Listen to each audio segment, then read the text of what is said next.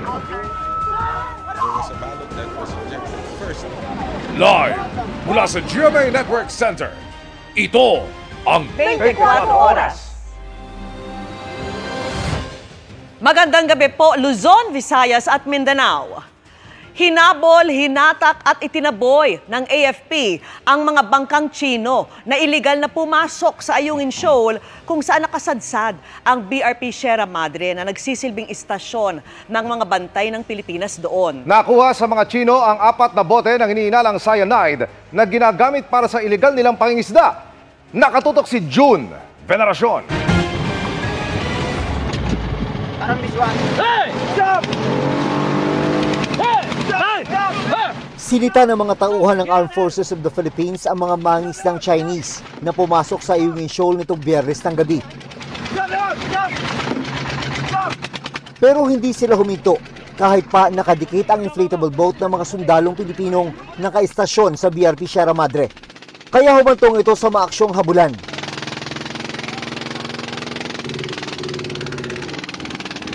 Gamit ang itsurang tubo o stick, pilit na sinusungkit ng mga sundalo ang makina ng fishing boat para mapahinto.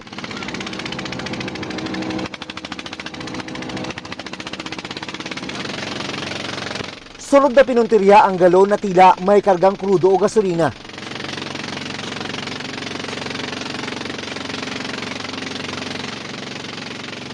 Isa pang inflatable boat ng mga sundalo ang dumating, kaya napagitnaan ng bangka. At napahinto ang Chinese fishing boat. No illegal fishing here. No illegal entry happening. Sa inspeksyon sa bangka, may kakaibang napansin ng mga sundalo. Check niyo yung mga cyanide dyan, cyanide. Yan, yung mga bote. Bote, cyanide.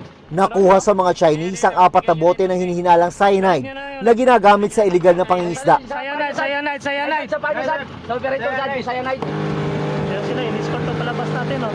Hinatak ang fishing boat palabas ng Ayungin Shoal na nasa loob ng exclusive economic zone ng Pilipinas. Meron na mataan na Chinese Coast Guard vessel sa labas ng shoal, but hindi naman siya nag-interfere whatsoever. Mayaman daw sa mga di karaniwang isda ang mga bahura sa West Philippine Sea, gaya ng Ayungin Shoal, kaya nagiging target ng illegal fishing. Ipapasuri ang nakumpiska sa mga Chinese para makumpirma kung cyanide. It's only now in recent history that may nakitang liquid to be suspected to be cyanide. Ito ay para ang isda, lalo yung mga rare na mga species na isda, ay makakatulog at nahuhuli ng buhay. So yung mga rare species, mas mahal ang market value nito. Kung tutuusin, pwede raw sanang arestuhin ng mga sundalong Pinoy ang mga mangingisdang Chinese. Pero mas minabuti nilang itaboy ang mga ito para raw hindi makompromiso ang seguridad ng BRP Sierra Madre na tumatayong outpost ng militar sa Ayungin Shoal. Kung hinuli mo yon, inapprehend mo yon, papakainin mo, iakyat mo sa barko, that was the foremost consideration. Na pag pinaakyat mo, makita nila ang loob ng Sierra Madre. Para sa GMA Integrated News, June Veneracion, nakatutok, 24 Oras.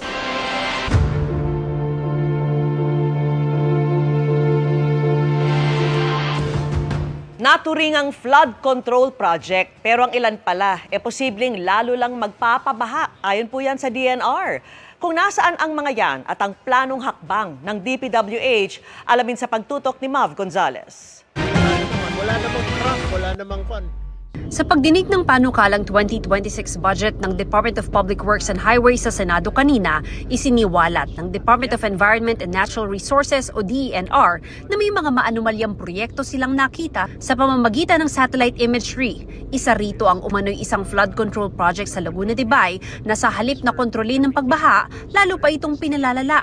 Nang usisain kasi, lumabas na hindi ito flood control kundi isang reclamation project. This is a flood control project within Laguna de Bay. But if you look at the satellite images, they are actually reclamation projects within the lake right along C6. And so this is a different kind of issue because there are much more permits, environmental impact. Maybe it even causes further flooding within the Laguna Lake area when you do reclamation projects. Meron pa raw ibang proyekto na sa halip mapigilan ay lalo pang magpapabaha. Tinukoy ni DENR Undersecretary CP David ang 2 dike sa Kamiling River sa Tarlac na may siwang na maaaring magpabaha sa bayan. At isang itinayong dike sa New Bataan, Davao de Oro na sa pagkakagawa nito, dadaloy lalo ang tubig baha sa kalapit na bayan. Sabi ni DPWH Secretary Vince Dizon, ipapatigil na nila ang pagtatayo ng mga depektibong flood control project na walang plano at hindi naman nakakatulong laban sa baha. Baka nga raw kailangan pambaklasin ang ilang nagawa na. Maybe we might even need to dismantle some of those flood control projects because of their net harmful effects to the communities. Sabi naman ni Dizon, maingat itong pag-aaralan dahil may patakaran ng Commission on Audit na hindi basta pwedeng mag-demolish ng proyekto sa loob ng ilang taon. Samantala, sa mahigit 700 gustong papondohan ulit ng Department of Public Works and Highways o DPWH sa 2026. Kahit tila na pondohan na ngayong 2025, halos 800 ang pinareview ng DPWH at natuklasang itinutuloy pa kasi. Kukuhanan po ng litrato, no, ng dated at tagged photos para makita po na unang-una sa sarili nating mata, makikita natin na hindi pa tapos yung proyekto, no, at merong continuation. Nagmukha lang umanong umuulit dahil generic ang pangalan ng mga proyekto na lampas 11 bilyong piso ang halaga. Sinita rin sa Senado kanina ang lumobong pondo para sa farm-to-market roads. Mula kasi 16 billion pesos na hinihingi ng ehekutibo sa 2026, dumoble ito sa 32 billion pesos sa bersyong ipinasa ng Kamara. Ayon sa Department of Agriculture, kung hindi nila i-validate ay hindi maipatutupad ng DPWH ang mga proyekto. For validation pa po, Mr. Chairman, some of those FMRs. So yung natitirang 8 billion, wala to sa network plan? Wala pa po ngayon sa network plan. Kung hindi ma-validate hanggang Biyernes ang mga questionabling proyekto, ay tatanggalin na ito sa popondohan para sa 2026. Para sa GMA Integrated News, Mav Gonzalez, nakatutok, 24 oras. Kalaboso sa Taytay Rizal ang 2 nagbebenta umano ng baril at sangkot din sa iba pang mga kaso. Wala ring kawala ang isa umunong miyembro ng Martilyo Gang na nanloob ng isang tindahan ng cellphone. Tunghayan sa aking eksklusibong pagtutok. Isinagawa ng Pasig Police ang operasyong ito sa Taytay Rizal. Naaresto ka namin ha, sa kasong robbery. Target ang lalaking ito na miyembro umano ng Martilyo Gang. Ang huli raw pinasok ng grupo ang cellphone shop na ito sa Pasig. Nagpanggap po itong 2 suspect natin na bibili ng mga cellphone. Pero nung nalingat po ang ating tindera ay agad na naglabas ng martilyo at binasag yung glass stand na kung saan nandun yung mga cellphone at agad nilimas. Walang CCTV sa mismong establishmento pero sa kanilang pagtakas, nakunan ang nadakip na suspect na naka-backride sa isa pang suspect. Dahil nakatanggal yung helmet yung isa doon at naplakahan din yung plate number ng motor, ay agad kami nagsagawa ng follow-up operations na agad din nahuli itong mga suspect natin at na-recover yung motor. May mga kaso na po sila, no? So ito po yung mga nang-hold up dito po sa area ng aming Pasig. Pero sila po hindi po residente rito. Sila po ay taga-ibang lugar. Nakuha ang ilan sa mga cellphone na tinangay ng mga suspect. Tanggap ko naman po sa kasalanan akong ginawa. Nangailangan lang po para sa asawa, nangailangan. Buntis po kasi 3 months. Mamakawa po sa complainant na sana po i-atras na lang po yung kaso dahil sa kasama akong nagawa. Ako po nagsisisi sa aking mga nagawang kasalanan. Billing naman po, sorry yung ibang nawala sa cellphone. Tuloy ang manhunt operation laban sa isa pang suspect na nagmamaneho ng motorsiklo. Yan, positive. Nabilan. Baril. Naaresto naman ng Pasig Police sa hiwalay na operasyon sa Barangay Pinagbuhatan ang 2 lalaking ito dahil sa umunoy pagbebentahan ng mga baril. Na-recover sa mga suspect ang ilang piraso ng mga handgun at nang i-verify ang records. Sangkot din daw pala sa iba pang mga kaso ang mga suspect. Sila po ang responsable po sa mga robbery hold-up at meron din po kami information na meron din po silang involvement sa gun for hire. Hindi pa nagbibigay ng pahayag ang mga suspect. Para sa GMA Integrated News, Emil Sumangil, nakatutok, 24 oras. Nasabat ang halos 13 milyong pisong halaga ng smuggled na manok mula China. Ikinubili yan sa mga karton na dineklara bilang mga fish ball. Nakatutok si Oscar Oida. Lubang na bahala si Senate Committee Chairman on Agriculture Francis Kiko Pangilinan sa umano'y sunod-sunod na tangkang pagpuslit sa bansa ng mga produktong agrikultura na di naligtas kainin ng tao. Ang pinakahuli sa mga naharang ng Bureau of Customs ay ang 2 40-foot container na galing China at idineklara umanong naglalaman ng 5,300 cartons ng fish balls. Pero sa pagsusuri ng mga opisyal noong September 29, lumabas sa 240 cartons lang ang totoong fish balls at ang natitira ay mga sakong puno ng frozen chicken breasts na aabot sa halagang 12.96 million pesos. Hindi natin alam kung ito ay ligtas. Kung meron, kaya ipapatest natin sa Bureau of Animal Industry. Ligtas sa ano? Kasi kung unfit ito for human consumption, bakit pinapasok dito? Saan gagamitin ito? Siyempre pagkain yan. Nilalason ba tayo ang mamimili? Are we being poisoned deliberately by syndicates from China? Bukod sa nawawalang buwis, malaki umano ang epekto ng mga smuggled products na ito kung makakalusot sa bansa. Nakokompromiso ang ating kalusugan, nakokompromiso ang ating livestock. Ito ba merong bird flu? Dahil since 2019, banned ang pagpasok ng chicken products, chicken parts galing China dahil sa bird flu. So pag ito ay nakapasok at nalusutan, pwedeng maapektuhan ang ating poultry industry. Agad naman naglabas ng warrants of seizure at detention ang MICP District Collector laban sa mga nasabat na container alinsunod sa Customs Modernization and Tariff Act. Identified na ho namin yung may-ari at ngayon po ay nagko-conduct na ang aming intelligence group ng investigasyon para ma-identify sino pa yung mga kasabwat dito at kung may iba pang kadugtong na shipment etong mga to. Para sa GMA Integrated News, Oscar Oida, nakatutok, 24 oras.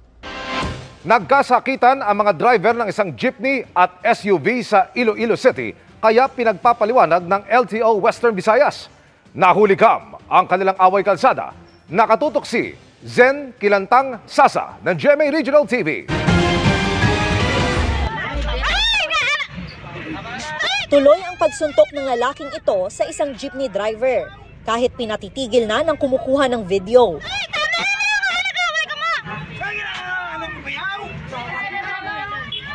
Maya-maya pa, may umawat na. Nangyari ang insidente sa Haro, Iloilo City noong October 21. Ayon sa jeepney driver, nakasabay niya sa crossing ang SUV-ng minamaneho ng nakaalitang lalaki. Nagbigay daan naman umano siya kaya nagulat ng habulin at komprontahin ng SUV driver. Ano problema? Ano sa lakwaw? Dala sumbag sa akon. Amo lang ako nga pinanalod man ka sumbag yan. Naigo ko di sa may tsura ko di o. Tapos ang sumbag yan laban sa gilid. Gin-tretje pa ko nga may imo pagid karon. Bantayan ta ka. Ayon sa SUV driver, ikinainis niya ang pagkat umano ng jeepney sa kanyang lane habang palabas siya sa main road. Ang jeepney driver din umano ang unang nanipa kaya siya gumanti ng suntok. Pag tubang ko lang nga mabalik sa akon nga nakibot ko nga sa tubang ko. Kaya kung wala ko yung makawarek, labot ko sa toto nga. Tulog ko eh. Kaya layo ka pa. Tanig yung taga-amo ko yung lugar. Ipinablatter na ng jeepney driver sa pulisyang insidente. Handa naman ang SUV driver na harapin ng reklamo. Nakatakdang ischedule ng barangay ang pagharap ng dalawa. Iisyuhan din sila ng show cause order ng Land Transportation Office 6 upang makapagpaliwanag. Maaaring masuspend o ma-revoke ang lisensya ng driver na mapapatunayang may kasalanan. Huwag kita lugar sa mainit ulo sa dalan, So he will be considered as an improper person to drive motor vehicles. We will eliminate ang buhat sa mga road rage. Para sa GMA Regional TV at GMA Integrated News, Zen Kilantang Sasa, nakatutok 24 oras.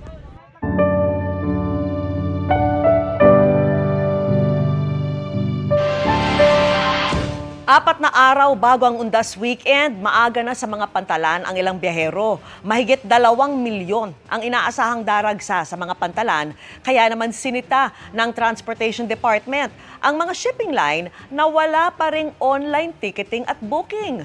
Nakatutok si Oscar Oida.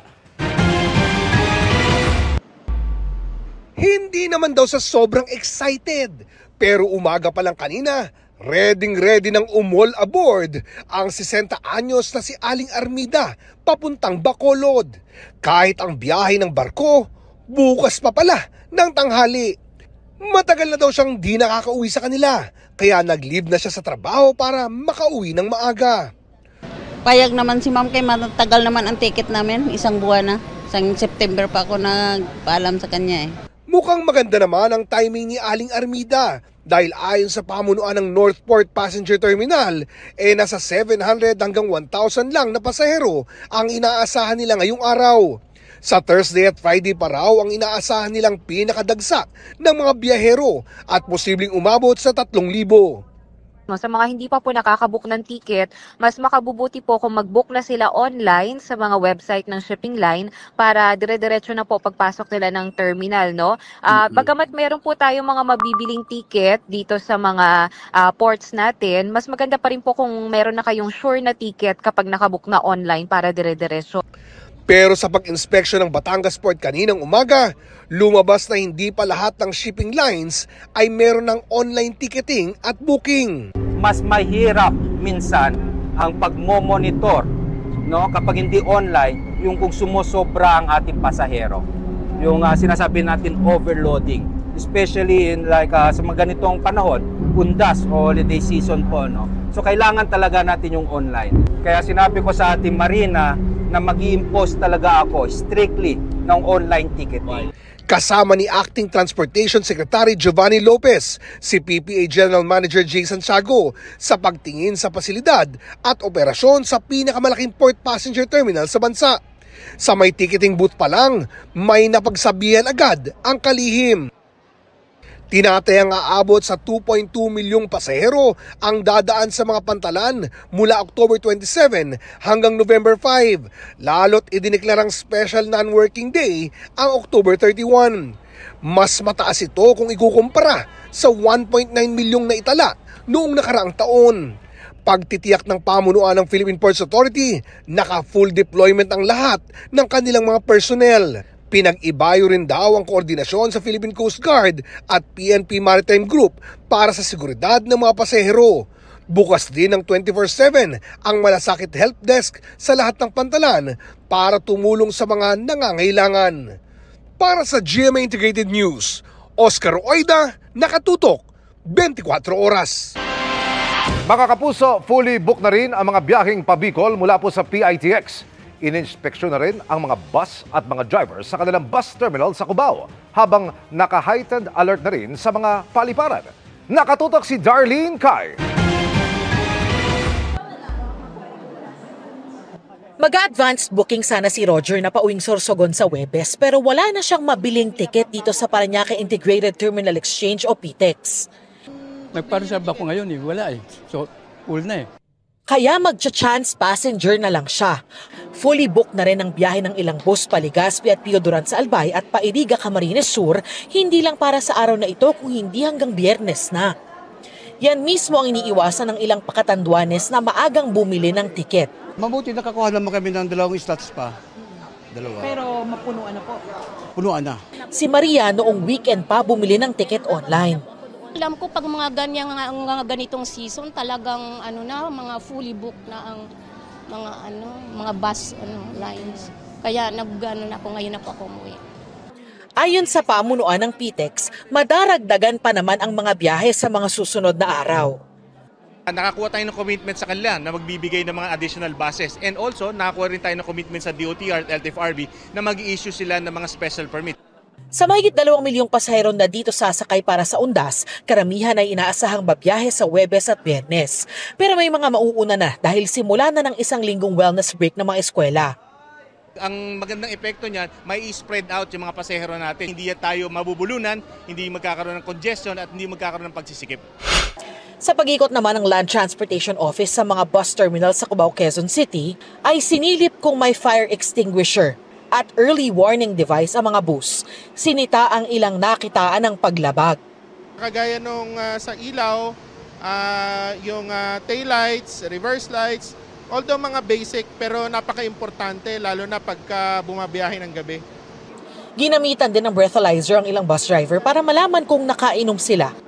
Chinek din ang gulong ng ilang bus. Dumudulas pagka mga walang tread, dinadaan nila sa kapal. Wala sa kapal yan nasa tread.